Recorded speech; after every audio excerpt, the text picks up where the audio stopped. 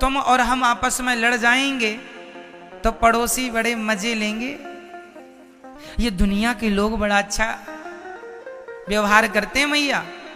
जब आप अपना दुख सुनाती हो ना पड़ोसन को, तो पड़ोसन आपका दुख रो रो के सुनती है। हाँ हाँ हाँ हाँ, बहुत दुख दिया तुम्हें, बहुत बहुत कष्ट दिया। जब आप अपना दुख सुनाती हो तो दुनिया रो रो के सुनती है, और जब आप सुना के चली जाती हो तो हंस हंस के लोगों को बताती है पड़ोसन पड़ोसी, देखो फलाने के घर में आग लग गई, उन्हें तो बड़ा मजा आ रहा है। ये दुनिया ऐसी ही है, सामने वाले से रो रो के सुन लेती है और जमाने को हंस हंस के। इसलिए संतों ने एक दोहा लिखा है, संतों ने गाया, अपने अपने घरन का दुख ना कहियो रोई, सुन इठले हैं लोग सब, बांट न ले हैं कोई। अपने अपने घर का दुख कभी किसी को ना बताना मैया। हमारी माताओं की ये बड़ी गंदी आदत है। जरा सा घर में सास बहू का झगड़ा हो जाएगा तो बहू जाके पड़ोसन से बता के आ जाएगी, सास जाके पड़ोसन से चुगली करके आ जाएगी। अरे तुम्हारे घर के विवाद से पड़ोसियों का क्या लेना देना है? तुम्हें लगता है कि हम अपना दुख किसी को तो बताएं, तो तुम तो रो रो के बहू बताती, मेरी सास तो नमक भी ताले में रखती है, क्या मैं नमक खा लूंगी? लो आपने तो बता दिया। अब पड़ोसन देखो गांव में ढिंडोरा, सुनो फलाने की सास तो बड़ी निकम्मी है, नालायक, हाँ देखो ना नमक तक ताले में रखा। तो पड़ोसन बोली तुझे कैसे पता? अरे उसकी बहू आई थी हमारे घर, रो रही थी।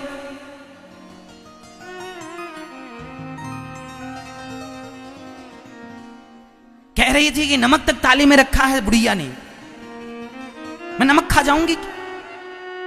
ये दुनिया के लोग तुम्हारे सामने तुम्हारी तरह बन के सुन लेते हैं सब, और तुम्हारे जाने के बाद गांव में नगर में डिंडोरा पीटते हैं, सुनो जी आग लग गई फलाने के घर में। हाँ, इसलिए हमारे संत सचेत कर रहे हैं, अपने अपने घर की बातें अपने घर में रखना, कभी अपने घर की बातें किसी को ना बताना। हाँ या ना? अपनी बातें अपने में रखो, अपने अपने घरन का दुख ना कहियो रोई, सुन इठले हैं। इठले हैं मतलब इठलाना जानते हैं? ये गांव की भाषा है। इठलाना मतलब लोग आपका मजाक बनाएंगे, आपका मजाक उड़ाएंगे, आपके बारे में कुछ भी कहेंगे, ये इठलाना है। सुन इठले हैं लोग सब, बांट न ले हैं कोई। कोई तुम्हारा दुख बांटने नहीं बैठा। इसलिए ना सास पड़ोसन को कुछ कहे ना बहू। जो भी तुम्हारा दुख हो, यदि दुख कहना ही है तो जमाने से नहीं भगवान से कहना सीखो, हे नाथ हमारा दुख आप ही दूर करो। हम क्या कहें? क्या दुनिया दुख दूर करेगी? बोलो मेरी मां। करेंगे तो भगवान। द्रौपदी का दुख क्या पड़ोसियों ने दूर किया? जब भरी सभा में साड़ी खिंच रही थी तो क्या पड़ोसी बचाने आए थे? कौन आया था मैया? भगवान श्री कृष्ण। हाँ, तो वही बचाते हैं, तो उन्हीं को बुलाया जाए, और किसी को बुलाने की जरूरत नहीं। आप लोग तो अपने दुख पड़ोसियों को नहीं सुनाती हो मैया।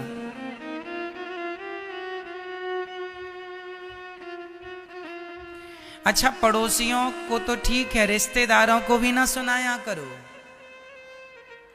एक बार क्या हुआ, एक घर में सास बहू का हुआ झगड़ा। सास बहू का हुआ झगड़ा, तो सास ने अपने किसी रिश्तेदार को बताया, सुना हमारी बहू ने तो बड़ा विवाद किया, खाने तक को तो दिया नहीं।